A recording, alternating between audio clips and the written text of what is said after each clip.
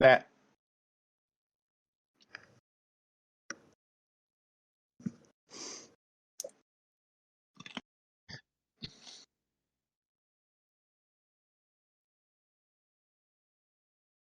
All right, boys, we're doing it. We're making the thing. We're making the thing. We're making the thing. So you're talking about the second picture in this? Yeah, I didn't draw that. Well, no, I mean, it's... pulled the drow from the second, the third panel, redrew his arm. He's got too many fingers. And then that Gandalf guy turned his head, redrew his arm. And if you look at the drow, he's fucking cross-eyed. His eyes are looking in two different directions. Seems just par for the course for a drow, personally. That's why they use sign language, just because they can't see. Wait, that doesn't make sense. I know. That's perfect. So, hey, everybody, welcome to the show. It's Two Fools Rushing In. I don't know how to do an intro. I think it's tripping in. Yeah, we're definitely falling down. Indeed. I'm Jeff. I'm that guy. I'm the drawer. I'm more of an ideas guy. There you go. Indeed. It's wonderful. I'm sorry, I should have said I have people skills. Yes, you do. You do. More than the rest of us. Yes, you do. Gosh More darn than it, me. people like me. I don't know about that, but... he knows how to cultivate a conversation with strangers. Yes, I am I can just talk Smikowski. blankly into the darkness and pray someone's listening.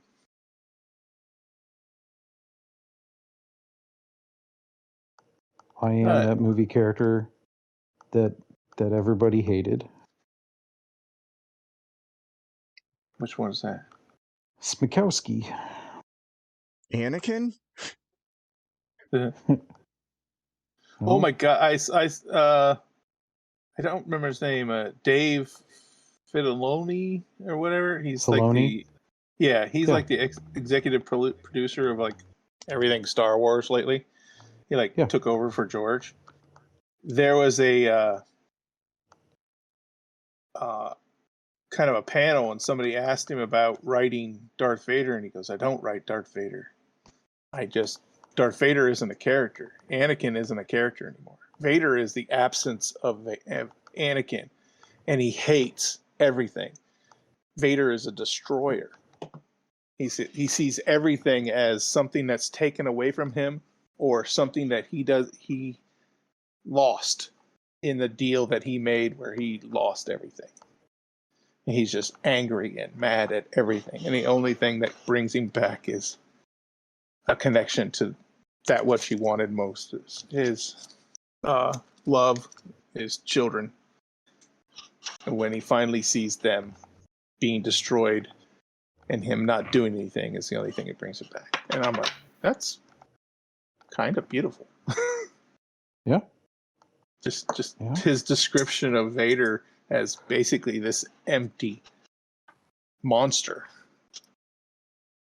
I'm like, yeah. It's very apt. Well, it should be. I mean, this is a guy, this is his job to think of these things, but yeah. And I saw somebody saying, I'm really upset with all these red hat people talking about going to their Cinco de Mayo parties. Uh-huh. I'm like, yeah, you can't have it both ways. Well, yeah, you can. You just have to be hypocritical. Yeah. They're very good at that. They're amazing at that. You got to have some kind of cognition to have cognitive dissonance.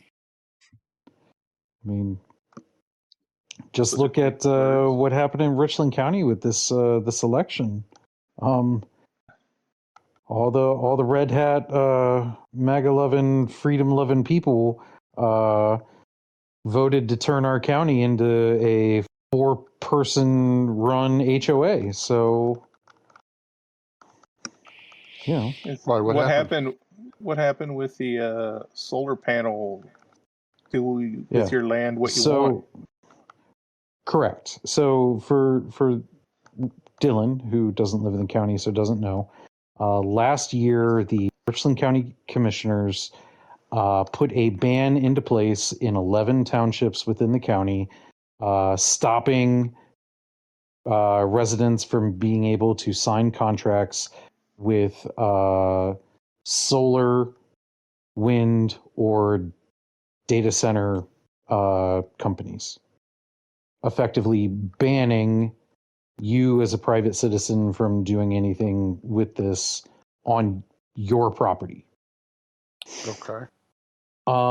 It was not well received when they did it. It made a pretty big stir in the community. Sure sounds like big government to me. Yeah. So it ended up as a ballot initiative this year, either uphold the ban or overturn it.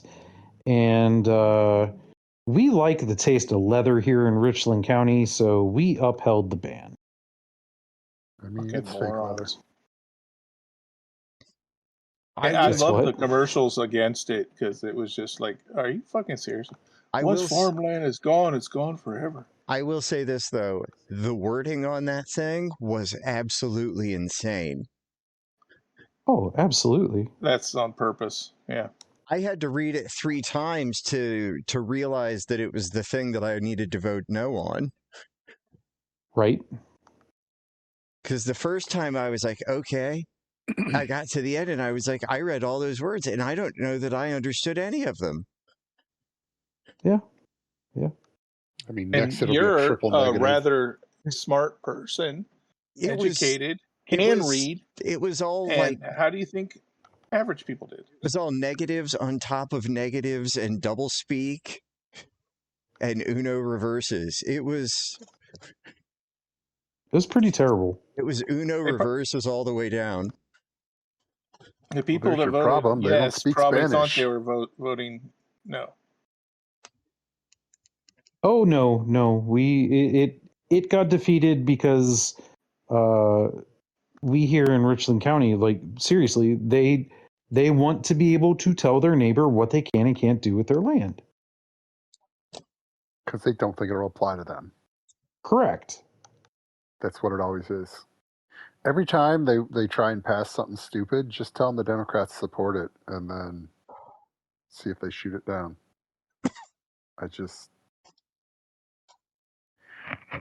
I've given up on being surprised at how stupid people are. I mean, I want to. I really do. I was really surprised. We like every levy in Richland County that was up for election failed. I wasn't surprised by I wasn't surprised by the Lexington one. That was a statement by the village of Lexington to the school board that they've done entered the find out phase of this bullshit that they've been pulling.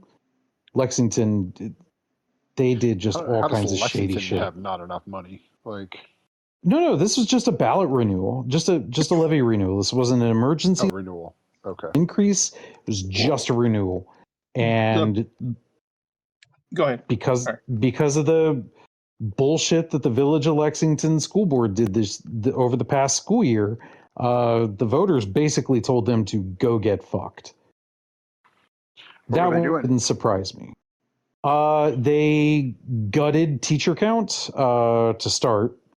Was it something they were trying to do to force the levy, like type of thing, or? I mean, I don't understand. Sometimes they're like, oh, we're cutting sports. Oh, we're doing this, so you pass the levy. Right? No. This wasn't something like that. Like, I don't understand why they were trying to gut teacher count. But the other thing they did in negotiating with the teachers union, they put forth a contract that, like, this is what we're willing to do with the teachers union. The teachers union was like, yeah, we're going to need to negotiate that. And the Village of Lexington School Board was just like, no. And it was, this is the deal. I didn't think that was possible, that you could just like decline to negotiate with the union and then just push forward. This is the new contract, but that's what they did. I mean, your other option is a strike. So if they're not going to strike, then yeah, there's. I don't know why strike was not an option. I only know what I know. The only way it couldn't be an option is if it was somehow in their contract, which wouldn't matter once their contract was up. So, like, I don't. Right. Yeah. I've seen too many things in Ohio because we have the Ohio State Lottery, which is supposed to, fund schools. And you have levies. Every time a levy passes, they're like, okay, well, they're getting that money, so we don't need to give them that money anymore. It isn't like this is what we're living with. We need this much more, and when they vote for this much more, the state says, okay, then they don't need what they had and take it away. So they basically just keep stepping the I don't know, the payment down the road. Yeah, I mean, they're already illegally funding schools the way they're funding them right now in Ohio, and nobody's stopping them. So I did see something about Ohio becoming a swing state. So many people are sick of Trump. I'm like, I'll believe it when I see it. To actually vote. It's going to have to be a whole hell of a lot to swing these gerrymandered districts. Because they're mad about gas prices, but as soon as you give them something worse to be mad about, like in quote air quote worse, like come election, like, but gas somebody else might be getting penny. some of your or something else, and Obama's giving them discount gas over here because they're immigrants, and they're like, discount gas. Well, let's vote for the Republicans.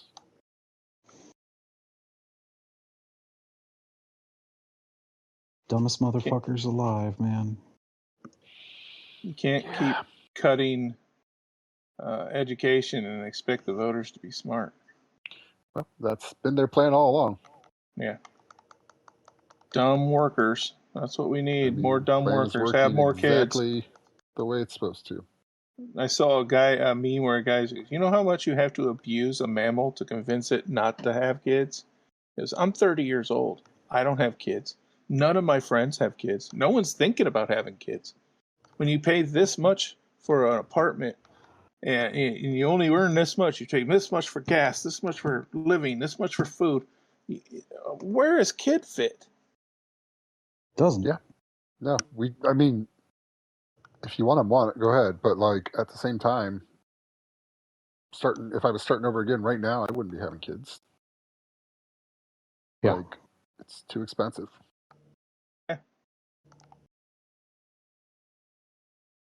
Yeah. And like, well, that's our depression moment for the week. Let's move on to things we like. I mean, is I there like anything? having less people. You what? I like having less people.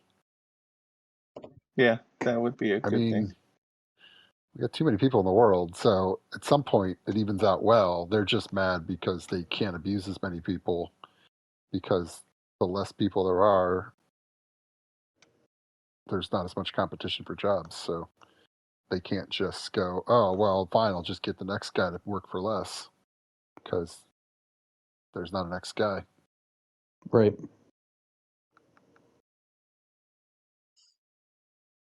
It's kind of depressing. Well, hey, we had a couple of good weeks. Did we? I mean, we weren't talking about depressing things, we were talking about the games. Well, yeah. You know, April Fool's is over. Leave it to an election to get it all stirred up again. Yeah. No reason for a stop, though. I actually had some ideas. Oh, we can keep doing that. I'm just saying. April's over. We're back to the May of despair.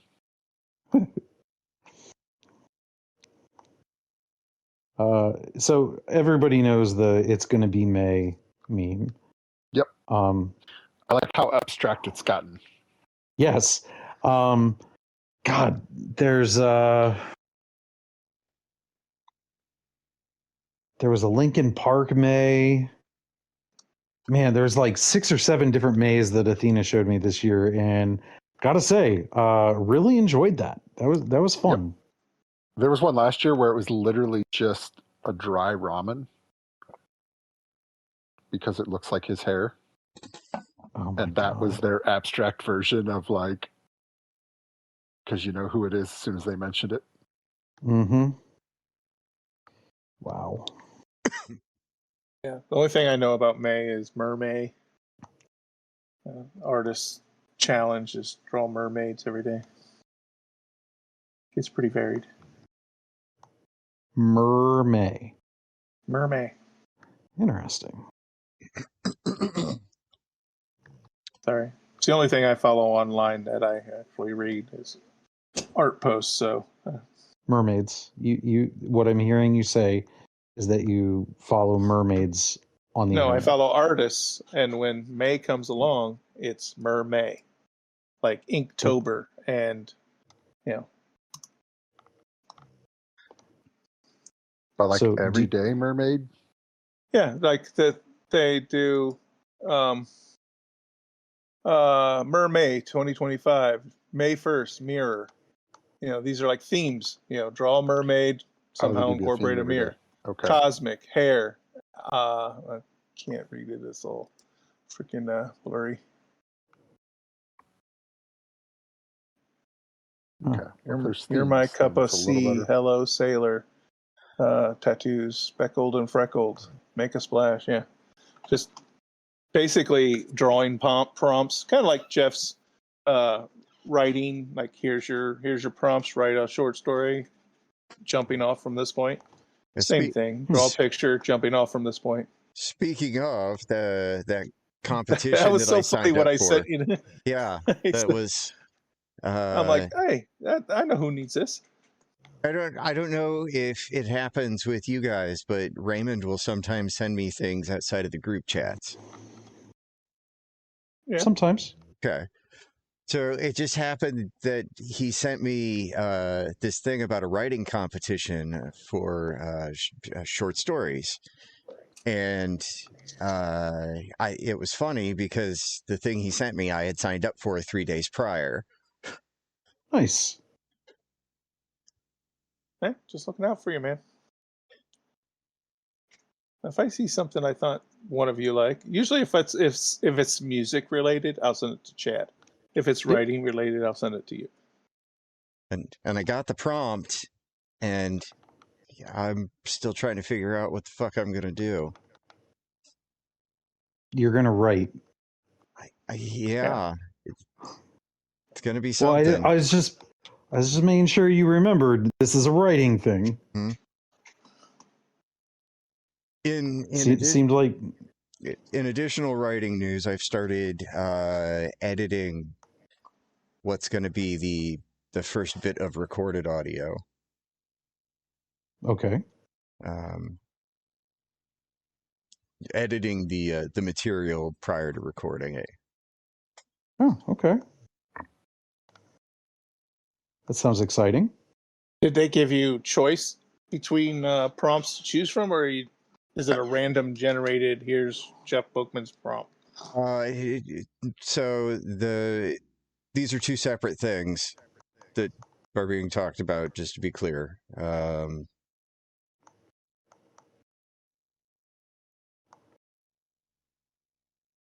the editing thing is the recorded audio of my stories that I had talked about doing previously.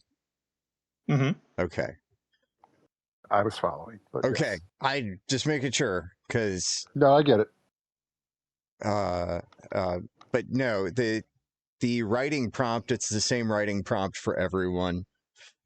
Okay. It is. Is that more pressure or less? I don't know. I mean, the one you did, didn't it have like 4 or 5 writing prompts that you had a group assigned to Yeah, one or the other? Or? This is not that. Okay. This is definitely not that. This is the lens is an anachronism, and it's suburban fantasy. Okay. Suburban fantasy. Through the lens of anachronism. So Harry Potter. So I saw something. You said suburban fantasy anachronism, and the first place I went was I saw that. God, what was her name? Jessica something. I forget her last name. Was just arrested for domestic violence, and the first thing I thought was, well, because that was Jessica that got caught in a well. That was the person. Oh my god. Was it the same person or? Yeah, it was the same person. Oh, like baby Jessica got domestic Yeah, baby violence? Jessica, as an adult, just got arrested for domestic violence or some shit. that was a thing. It was in the news recently, or in the memes recently. Oh, it was in the news. I thought it'd be kind of funny, urban fantasy, a well that leads to a fantasy realm.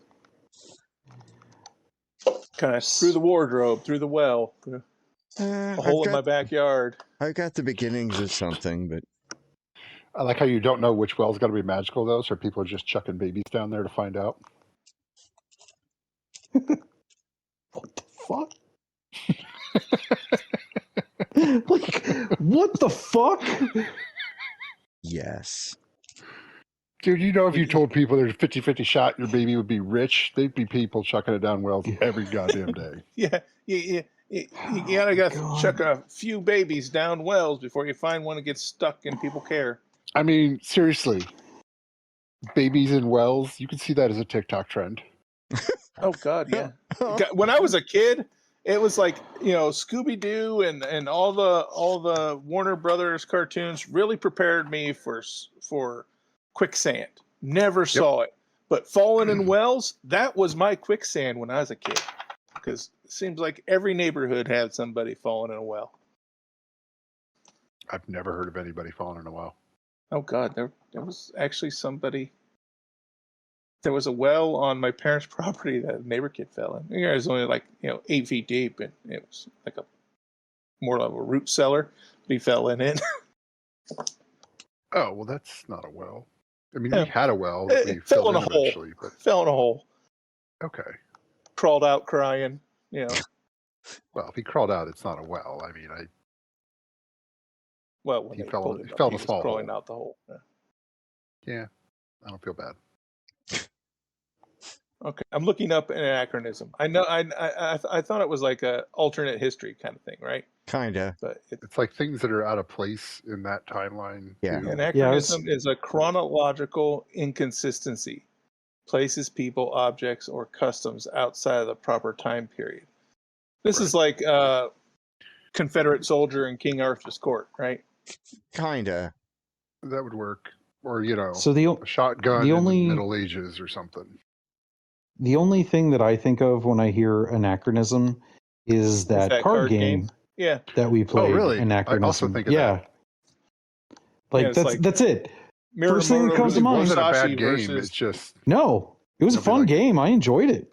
I think of that a lot because of lately I've been getting into chess. I watch videos on YouTube about chess matches. I don't know what's wrong with me. There's so many things, but that game, the way it worked, you had that 9 square grid, and it showed where they could attack, and you had to move them on that board and get your opponent in a place where you can attack them, but they couldn't attack you. That makes me think of chess, and that would be really cool mechanic. Yeah. To for the game we were talking about, moving around a board and how they interact with other people. I don't know. That game was awesome. I'm looking at it right now on eBay because all the cards that I had, at one point we had water damage, and they were part of the things that got damaged. Yeah. Ouch.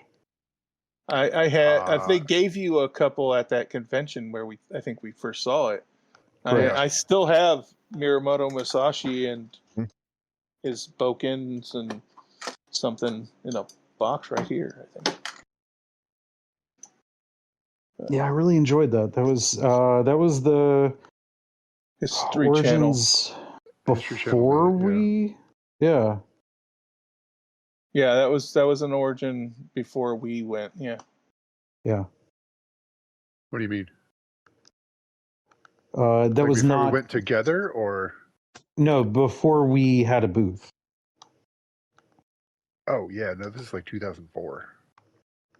Yeah. It was well before that. Yeah.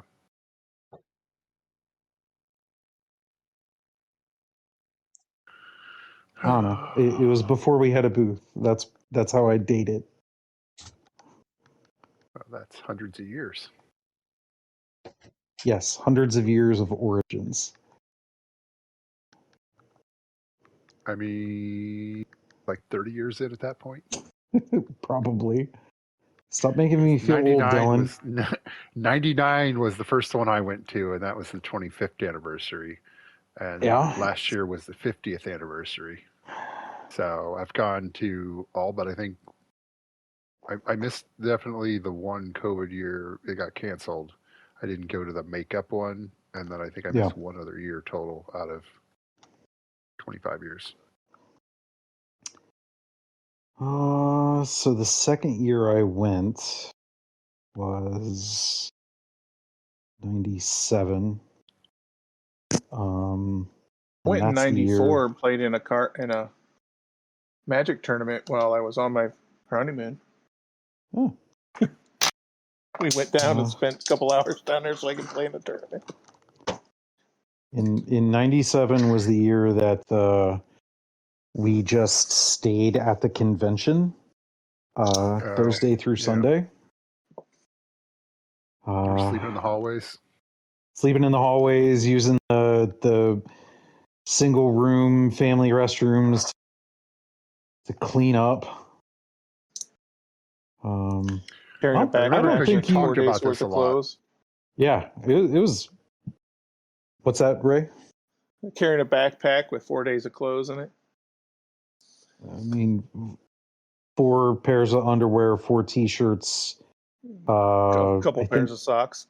Couple pairs of socks, and I think I had like an extra pair of shorts. Yeah. I got lucky in those years because I had a cousin who lived down in German Village, and I could just stay with her. Oh no! In '99 when I went, I just stayed at my uncle's, and he would just pick me up after work. Nice. And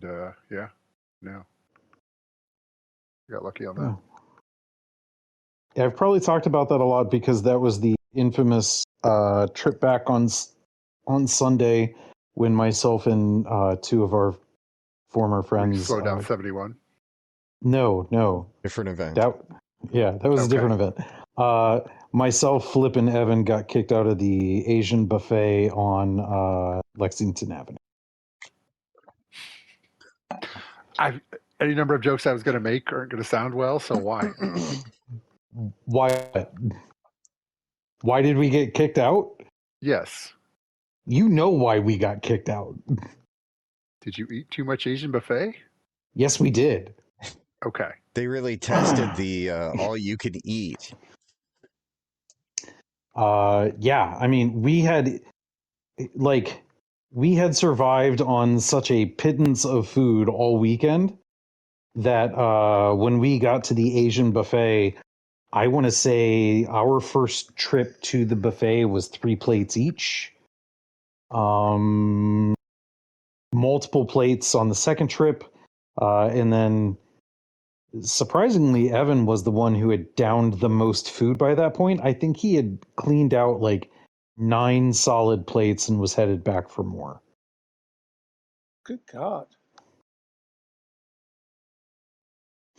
Listen, man, when you survive on like,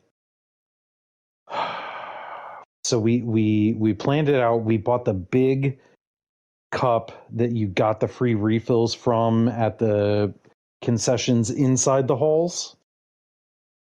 So we didn't have to pay for drinks. We got that the first day, but then like none of us were prepared for how much the food was actually going to be. So it was like a hot dog and maybe a slice of pizza a day.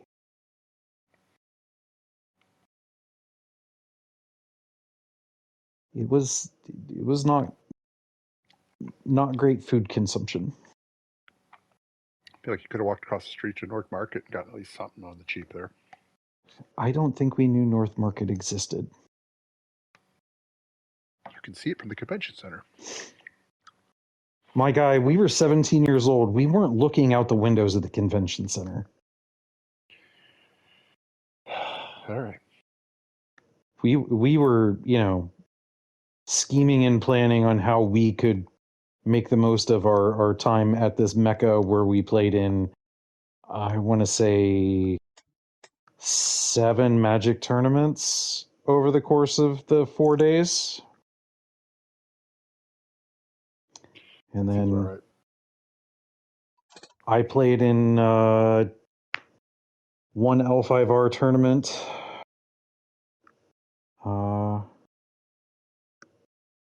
With the deck that Evan let me borrow. I think L5R and Doomtown are the only tournaments that I've actually really played in down there. Huh.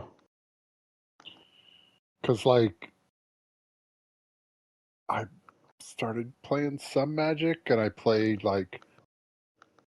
some of those Mansfield tournaments, but I wasn't old enough to drive yet. So we'd have to get dropped off. I'd play a bit, and then by the time we were doing stuff, it was Doomtown, L5R, and those were the 2 major ones.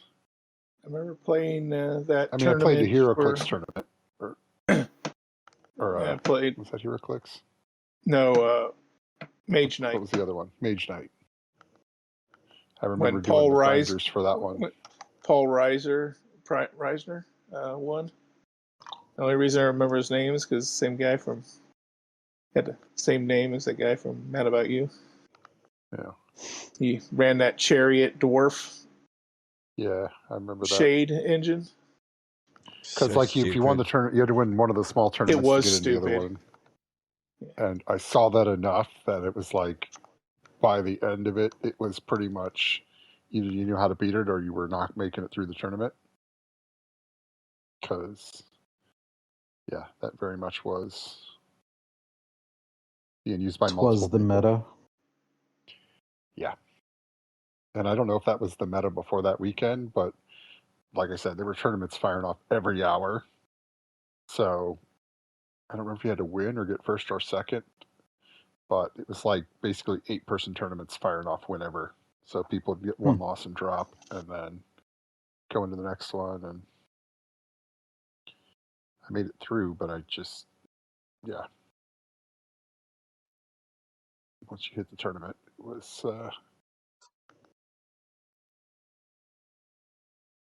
pretty Chariot heavy.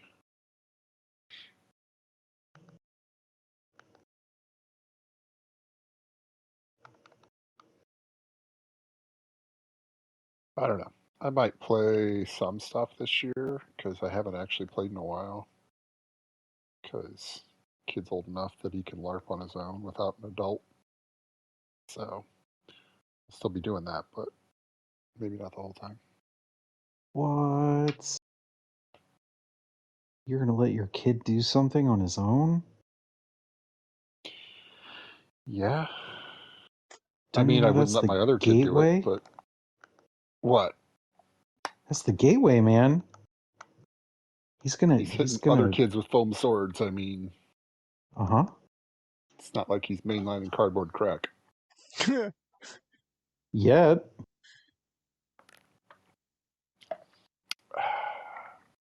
I don't see it happening. No.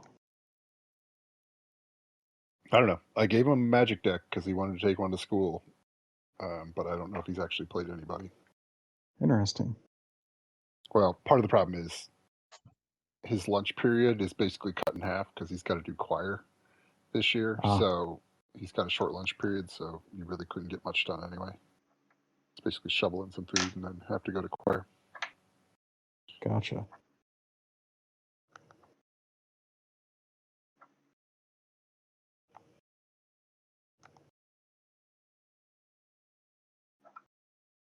Huh. So he has a short lunch period because he's in choir. Yep. That's all weird. the choir is one lunch period or like one period during lunchtime. So if you're in the first period lunch, then you go for like, you have your lunch and then you go to choir. And if you're in the other one, then you go to choir and then you have your lunch. But you basically get like, 20 less minutes on lunch because you're doing choir stuff. That doesn't seem... I'm sure there's other classes that get put into those things too, like short things, but yeah. They really support the arts. Well, I mean, that's the time where everybody's in choir, and then there's other choir in different periods throughout the day for the other specialized one. But that's like the Gen Pop choir versus, specialty, the all guys, all girls, show choir, whatever. Interesting. School is so weird now. Yeah.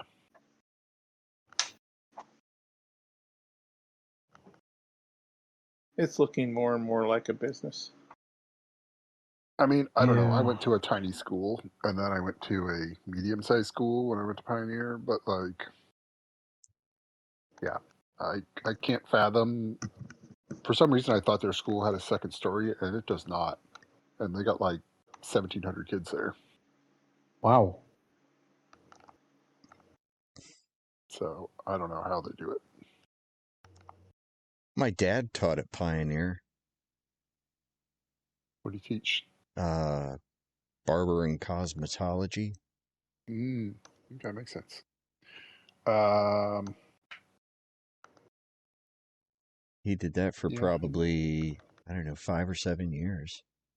He really enjoyed it. I mean, they did have really good programs. Like, some of it was just, it's a cool life skill to have. Some of it was like, this is the job you're going to have when you're out. But like, yeah, if you actually made any effort, you could, like, I know cosmetology, they could basically get out, have to do like a couple of classes and take your test, and you were good. Like, you were 90% of the way there if you did both years.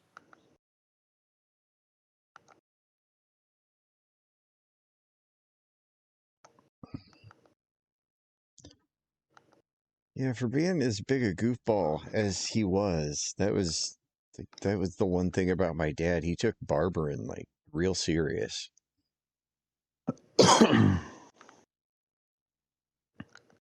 Well, I mean, that's always nice. Like, at least he's doing something he enjoyed. It was his fucking passion. I was gonna make a joke there, but I held back. It wasn't at your dad's expense. It was at the people who would frequent his barber shop. Like the guy that shot him? Yes, that was the joke I was going to make. Okay. Thank you. He took his barberins more serious than they took gun safety. Yeah, that's... Or maybe it was just a bad cut. No, it's just an incompetent friend. Nice. He was a MPD detective, right? Yeah, it was a former cop. Yeah. Wait, former at the time or former now? Former at the time. Yeah. Okay. like for gun recently safety, or- retired. Oh, retired. That was millimeters away from getting charged with negligent homicide. Yeah. He just Yeah. Jesus Christ. barely nicked my dad's neck. It's not a part you want barely nicked. There was a moment where I wanted to ask your dad if he ranked that higher or lower than some of the shenanigans you and I did at the barbershop. But I thought that might have been in poor taste. It would have been in So I poor didn't. taste. Yeah.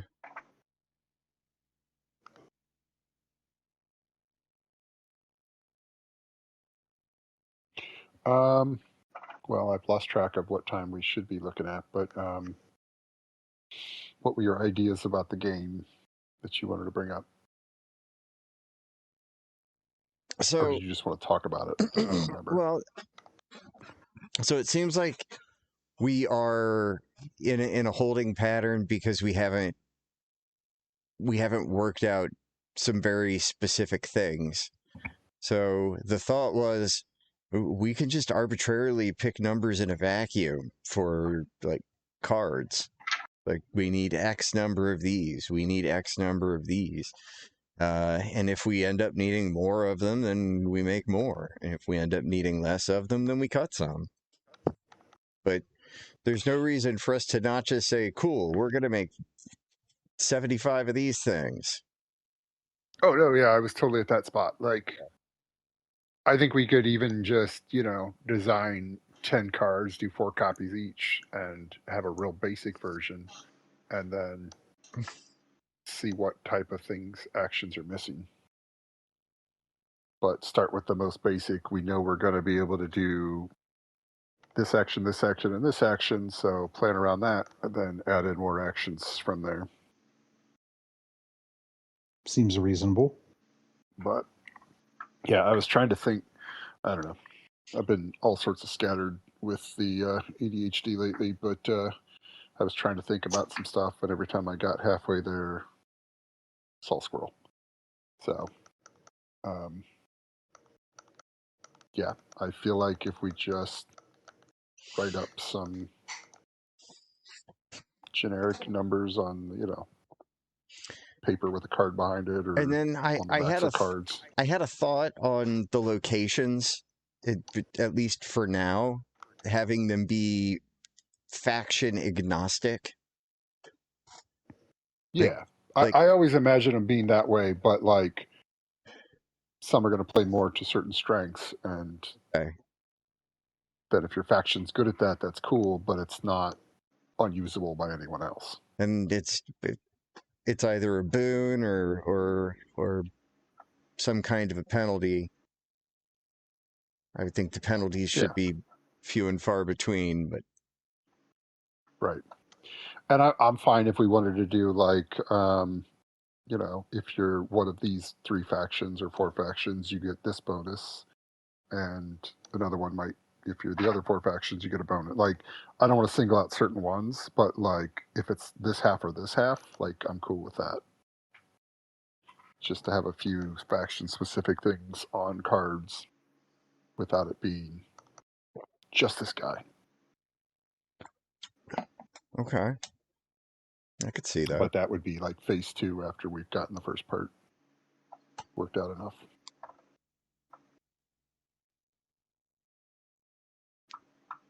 I like that as an idea. I don't know, when's the next time frame where we can try this in person?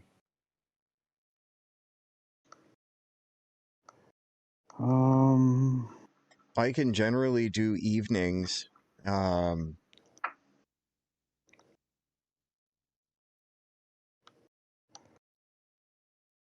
But I don't know that I can do Columbus. That's fine. I mean, I can make it up for the next one and then see where we're at from there. I mean, I'm technically available this weekend because the wife has other plans on Saturday. But you don't have to. That's just because it's actually open. But there'll be a couple of other opportunities. I am not available this weekend. Okay. Because Mother's Day. Well, oh, that's true. Mother's Day, birthday, moving kid.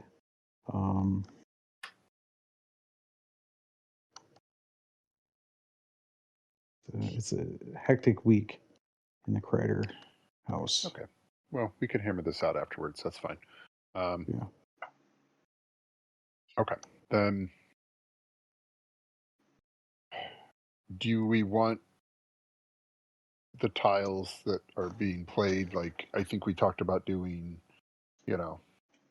like basically 1 ring out, 2 ring out, 3 ring out style of tiles, where, any of them from this pool can be played here, and any of them from this pool can be played once you got, 1 or 2 already laid out. It seems. Or am I making that up? Yeah, no, that's not far off from where my head was at. Okay. Because I like the idea that like there's different ones available that you'll see. Hopefully, different ones every game, but like I don't know. I want them to be random and have some benefits, but not be like win or lose based on the location. Like you can get behind a little bit because, oh no, this didn't come out the way I wanted it to, and so I lost a turn's worth of resources, but not like, oh, I didn't get this location, I can't win the game. Oh, so you don't want to make Marvel Snap? Okay. Well, see, the nice thing about Marvel Snap is you can just back out and restart. So, right, there is that benefit to it, but there's a lot of stuff I'll put up with if it's a 3-minute game and I can just quit whenever I want. It's right when it's like I've been playing Wingspan because I got it on now my phone and on my PS5, and I enjoy that as a solitaire game. But I imagine if I had to set it up every time to play it with people, it would be annoying. Like anything with a bunch of pieces and things like that, like it has to be a lot better to justify all the setup time. Right. When it's not a digital game. So I don't want something where we have to make too many decisions ahead of time. Just that's why I like the way that we have a lot of the other games like Dixit Wizards and things where, if there's 4 players, there might be 6 cards turned up and you pick from there for the turn on what you are going after. But not, here's 15 cards. Everybody's picking, 1. Right.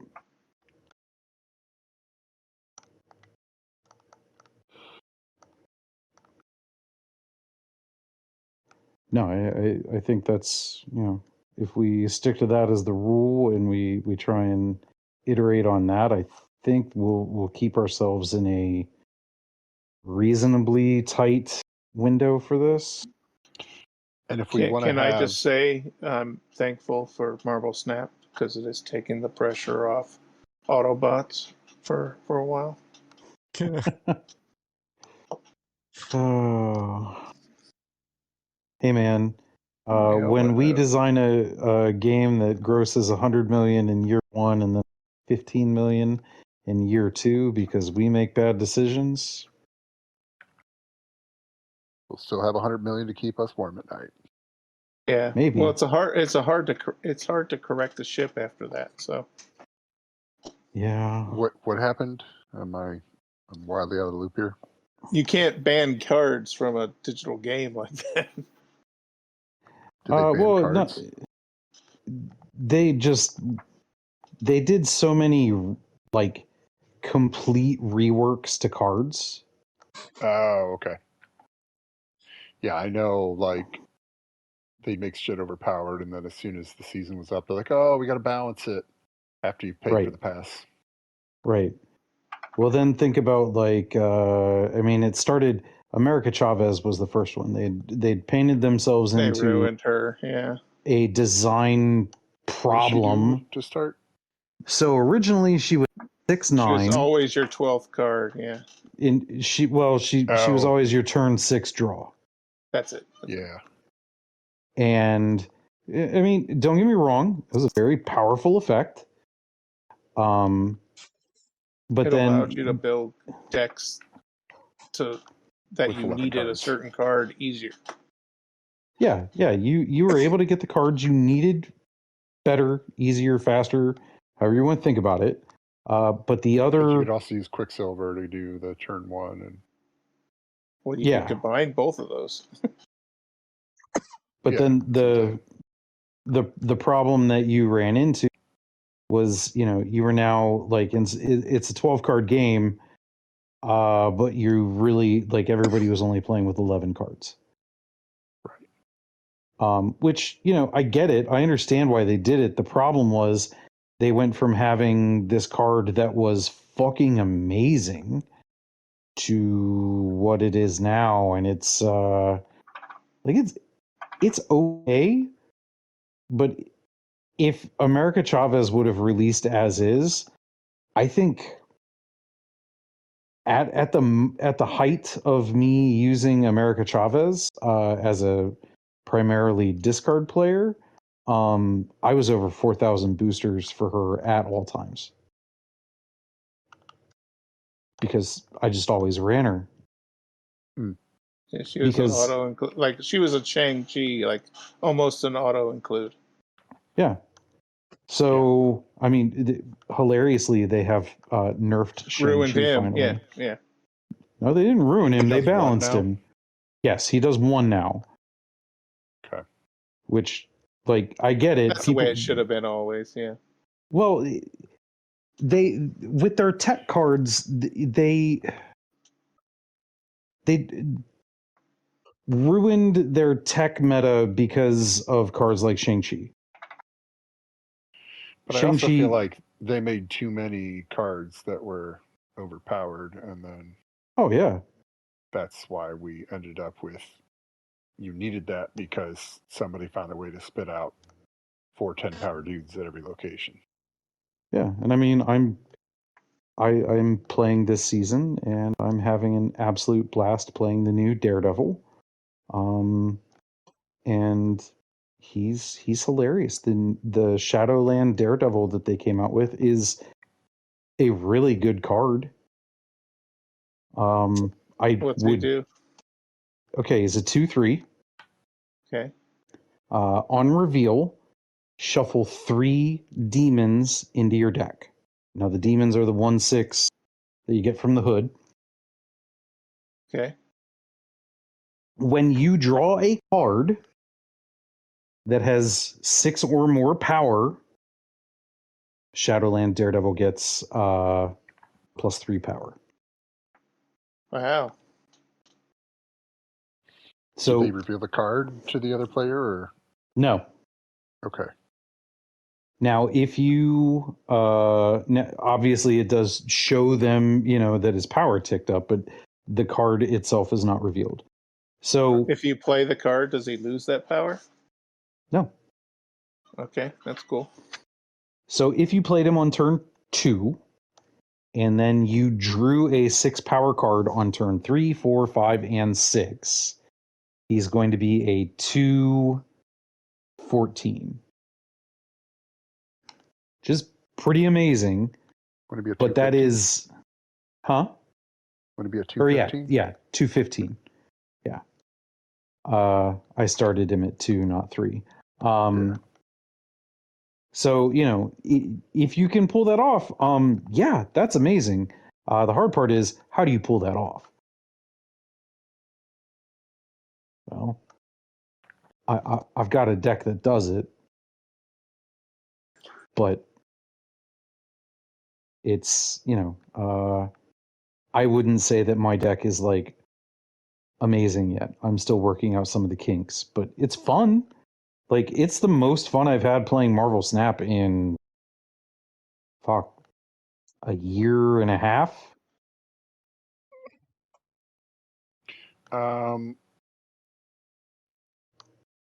How far into the season are you? Season started on Tuesday. Oh, okay. Yeah. Still pretty early. They run like 5-6 weeks. Generally they run the 4-4-5 accounting period. Okay. Someone thought it was funny that I was able to deduce ahead of time what the season length was going to be, and I'm like, guys, it's just accounting period. They are very, very clearly using the 4-4-5 accounting period structure to determine their seasons, which makes sense because your seasons are financial transactions. It's just easier to handle it that way. Right. Period close, quarter close, all that coincides with that. Cool. And you're going to get 13 weeks a quarter, so yep. Easy. But yeah, I mean, this season, and I'm not gonna lie, I thought about maybe getting the super premium pass because the Wilson Fisk card is actually pretty cool and doesn't feel super broken. He is a 5'9". He costs 3 if you have the highest power character in the game. So current board state, if you've got the biggest dude, he costs 3. So you could technically run him in your Daredevil deck pretty easily. Yeah, absolutely. Yeah, because I'm running Maximus. Because you draw him and Daredevil gets higher. Right. Which makes it easier for you to have the highest power card. Yeah. On the game on the. I mean, obviously board. they're the same story, so synergy Right. makes sense, but they didn't always do that synergy. Right. Sorry, we got way off track here. Yeah, sorry. One thing I was going to say for the location cards, I know we mentioned maybe a 2-sided thing, save resources. I like the idea that like one side may be, a ring 1 location and the other side might be a ring 3 instead of them both being from the same. So that means certain things are no longer in play if they get played early. So you could use that as a defensive maneuver as well. Strategery and shenanigans. I like it. It's just an extra wrinkle that can. Well, it can also help us manipulate and avoid certain interactions. Like, oh, this tile is really good, but if it's played with this, it's going to be broken. Okay, we'll put it on the backside of that one. Right. Yeah. But also, it allows us to do a lot of the same stuff. Like, I don't need to have 30 ring 1 locations when I can have 20 and the other side is 20 for ring 2s and 3s, and then have some 2-3s and whatever. But you can get more options on the same amount of cards. Yeah. That is admittedly a handy way to do it. I was trying to think of ways to make locations painful, and congratulations, sir, you figured that out. I mean, and it works if there's a really good one, and we've got a really good one on the back. You can only use one.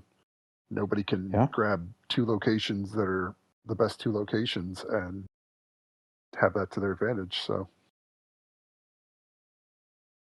that is true. And we don't have to go overboard with it, but there'll be a couple of them that are definitely going to be, oh, here's the most powerful ones that we're making, and it's on the back of the other powerful one, and it's a fight to see who gets it. Okay, so question. Yeah. Would you ever think of location flipping as a game mechanic? It depends on whether or not things are like, if it's revealed in this ring, it's this. If it's revealed in this ring, it's that. Like, if you flip it and it doesn't count for anything, then I don't think it's useful. Okay. But if you can flip it and it has like a generic benefit, then I could see that. Like maybe Okay. certain locations have a flip like symbol on them, so that like We could also if make that's a it so they thing. flip all the fucking time. Just by you interact with that location, it flips. Well, I Then was the thinking more like other side, you do something else and it flips it back. I was thinking more along the lines of like, okay, well, I'm playing and my opponent played this location, and that location is super beneficial to him. I don't want him to have it, so I'm going to play this card that will flip his location. I think it also depends on how much these locations count for things after they're Yeah. used. Okay. Because in my head, it's more of a, ring one might be 2 locations in one direction, and once you've done your whatever the requirements are or gotten the benefit from that location, it's kind of used up. It's more like a dead location. Are we still talking like rings like laid out like dominoes kind of thing where they connect? Yeah. So Okay. like if you had to build your It path could- to the end, and I would say, okay, if the game's going to be 6 turns and it's 6 locations, like everybody starts in the middle, and then you can lay one location and go in that direction, and then you can lay another location and go in that direction, but as you're laying them, you lay one a turn on the way that you're heading, and we can have ways to go to somebody else's path and connect the paths and things like that too, like however, but you're basically laying one a turn for however many turns we want to go, and Okay. then you can control go that way. how where they're laid by some have a require. We could put on the sides of these cards a different color that says it must be placed touching the bottom and the right side. It must be touching 2 other locations. So you can't put it at the end of your street. You have to put it back towards the center ring because it has to touch somebody else's line. Or you have I to mean, it put depends on something how these there are going to lay out, for it to connect to. Yeah. because I don't know. Are we talking squares? Yeah, that's why I'm Okay. not sure. I imagine them as squares, but I'm not sure how we get everything to touch depending on what direction we're going in, type of thing. I guess if we just start from the, I don't know, are we trying to go more than 4 players in the game?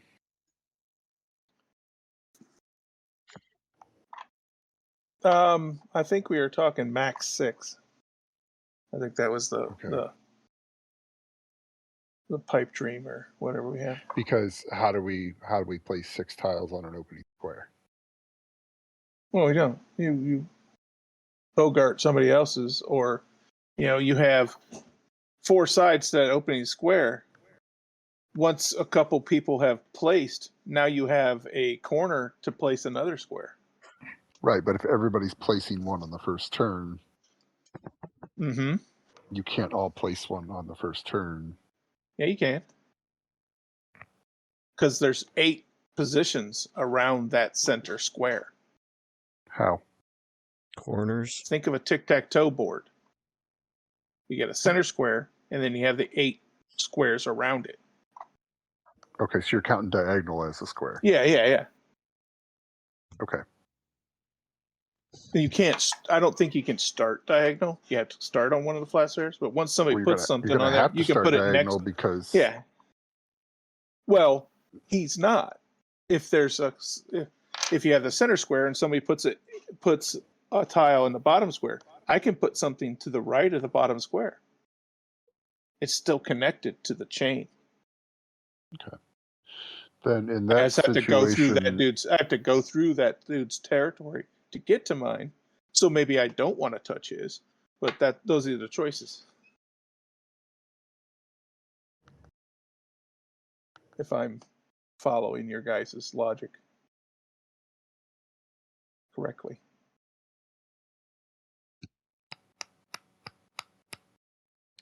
Then I'm wondering if I want the first ring of actions to be larger or smaller than the rest. Because if we're placing basically the initial 8 and then working out from there, I'm just making sure once do we we get to have the to end of the place all square, 8 of those before we work out? Or can you place one and move out? And then I decide to build off the side of yours because I like that location you played. That's beneficial to me too. We're going to fight over it. Maybe you control it this turn, I control it next turn. And Chad comes in and flips it, and neither of us want it now. okay. I'm just thinking spatially as we're building out here. If it's, You're trying to keep it from going off the table. Right, but also by if it's saying stuff ring, in the ring, second ring. wave can be played anywhere the first wave stuff has an open slot, then that's different than There's an obvious whatever. solution to the 6 player. We could just do hexagon or what? Yeah, but I don't know if the hexagons fit together the way we want it to fit together once it all comes back around. Your tic-tac-toe board is fine, I think. We just need to figure out the right ratio of locations in each ring. Well, it takes so that nobody just board. does 7 straight in one direction to the right. Like you want them to start filling stuff in as they're moving out instead of just one straight line into nowhere. Mm-hmm. Because the locations matter as like flavor, they don't matter as like, oh, you have to be, I think they 8 matter squares as away from the center. I think they matter as control. Like you place these out and you have like your risk. You have your meeples placed on them, showing you own this. If you build a Florida going out the side of our center square, somebody's got to travel all the way down those to get to you, but they got to go through all your people. So maybe this is a winning thing, but again, you have to travel up and down that to maintain it as well. I don't know. Maybe it's not a perfect. Maybe we're finding out the flaws before we even start here. One of the things we'll need to make sure that we don't do is create the Deadlands Brotherhood people Dudes and Deeds style degenerate deck where you actively encourage that kind of play style. Yeah, and I think having the tiles with little, I'm just seeing like the edge of the tile is white, but some of them have like on opposite sides it has black, and or some have just like the top and left, top and bottom and right, whatever, black, showing that it must be in contact with these. Something has to be touching both of these sides for it to be placed outside of the first turn. As long as they're not in like the first ring of available things, like if that's what we want to have on like ring 2 and 3, I'm just using 3 as examples here, but if we want that in ring 2 and 3 but not ring 1, then that's fine. Because I want it to be a mix of like benefits when you place the tile and benefits when you hold the tile, but not the same on both. Like one has a benefit for placing it and another one has a benefit for holding it. Not that each one has a benefit for both. Yeah. Some are strictly one resource. thing might be, get this resource, and then the other one might be if you have a certain number of people on this tile, you get this resource at the end of the turn. So it'd be a mix of both. But we also need to know, once you're placing locations, how you're going to be able to move, because you can't just take 4 turns to double back somewhere if Yeah, and you I only have to think move 1 per turn. that's where your ring thing comes in, because you only get, we were talking, so many actions, and if you spend them all on moving because you built a peninsula, that's maybe not the best choice. So if we control the gameplay as, you have to finish a ring, or we have to build in circles here, Well, build see, now, basically build a chessboard from the center square kind of thing, which right. chessboard doesn't have a center That is square, but that is the hope. But now I'm thinking of like a faction ability. If like there's nobody within 3 squares of you, you get some kind of bonus because you're a prepper or something. Like, yeah, you can if put there are locations out two there to build empty, yourself a bunker. yeah, if there's 2 empty squares on either side, you can gain the resources of both. No, like, just, I mean, distance away from the rest of the people is your benefit. Like, there Okay, may be a ring 3, for example, card where it's like bunker can't be played if there's anybody within 2 squares of you. I see. So like, you got to be way out on your own in the middle of nowhere, so you're not actively contesting with other people on this stuff, but you get to build a more powerful ring 3 location because that's what you've decided to build towards. Hmm. And I feel like there should be a certain number of locations drafted, like start of the game type of thing, to kind of have a pool of ones in your pile that you can play, so that you can start to strategize with So that. you don't just have to turn over one and figure out where you're going to put it. You get to Right. choose. Yeah, I don't want to keep getting the third center option one every is turn. absolutely drafted. Okay, here's flip it. Draw from pile, or it's Yeah. always the same center one because it's the only one without a backside. Well, yeah, the Or center maybe one is just a generic maybe starting one. those location / win condition cards we were talking about. Maybe that's the center square. Say more. So we were talking about, or I think I mentioned something about Sentinels, how it has the location or the boss that you're all contending with in this game. That was going to be an element of this game in a way that determines the condition in which we end the game, and that could be the center square, and that's a separate pile of tiles that we choose. Which game we want to play this time? Is it Armageddon everybody dies game, or is it whoever has the most stuff wins game? Or various other options. So we choose that tile. Okay, it's going to be a bloodbath. So we put that in the middle, and then we draft our tiles that we start with, and start piling them up to try to get there. Each faction would have, advantages, disadvantages in each scenario, which will determine what you're going to try to do and what you're going to try to prevent your opponents from doing. I really think, honestly, in order for us to do this successfully, there has to be some level of absurdity to it. So we're going to have to maybe factor some of that in.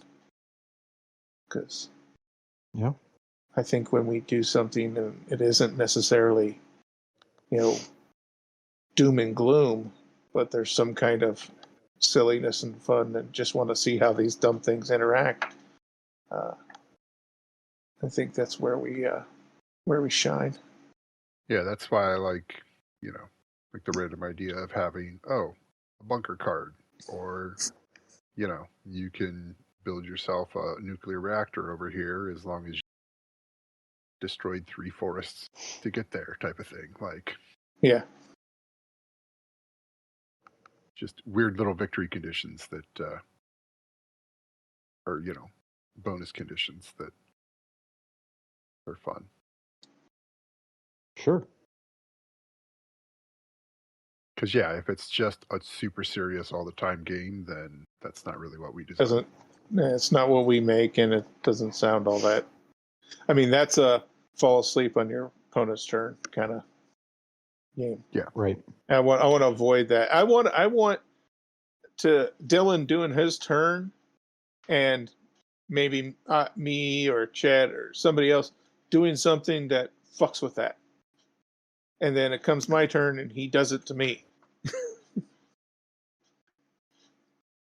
It's like nothing's guaranteed. This is chaos, kind of, happening. It is supposed to be the end of the world. Or at least that's the theme we're going with as, currently.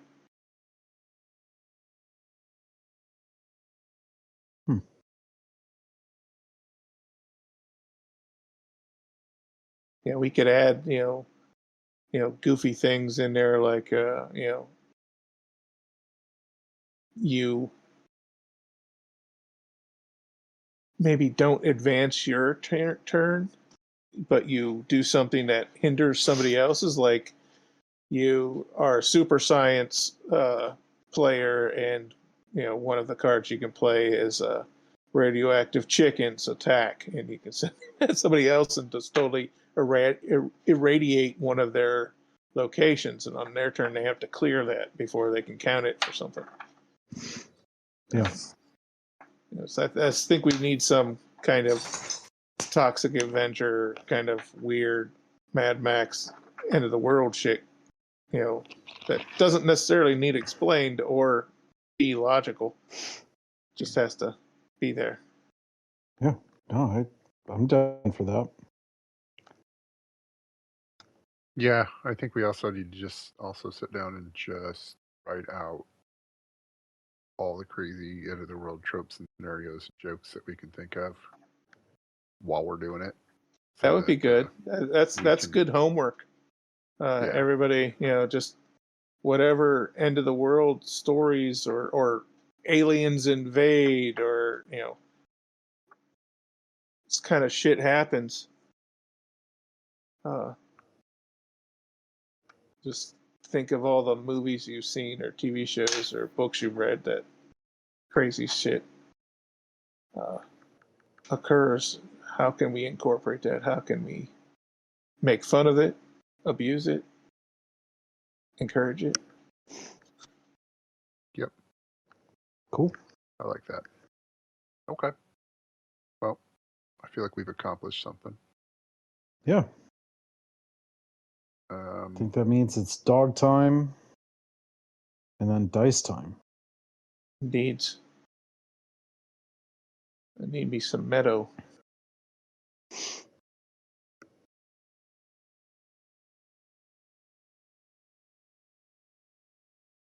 Where do we leave off D&D wise? I guess that's spoilers because this comes out before that, so never mind. Yep. Off the air. To be fair, discussion. I never know, so I'm also surprised. No, I remember we went. I think we were doing a rest, or just got a short rest. We'll sort it out in a second. But yeah, we'll sort it out. Okay. So, all right, good to I'm gonna kill go it. get something to drink. Let's see you guys in a I bit. don't know. Does Jeff normally have something to say at the end here? Did he drop out and we don't know? He's here, but he's quiet. That's par for the course tonight. Well, that's what I'm saying. Is he here? Because, I can't hear him if he's talking, so. He could have been saying stuff this whole time. We didn't know. True. His 2 cents have gone down the drain. We missed it. But he had a lot of good ideas. Well, I'm going to say we've been two fools. Catch you next time. Yeah. Cut it. Okay, I'm gonna go handle my dogs. Okay. Well, let's assume he couldn't cut it, so don't say anything crazy. But yeah, all right.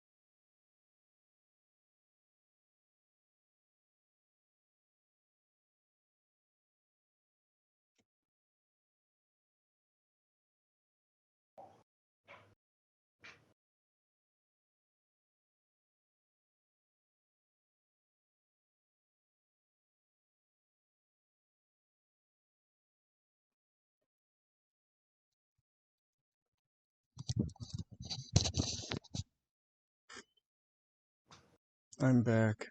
I'm sorry. No, that's fine. You can kill it if you didn't already hear that, but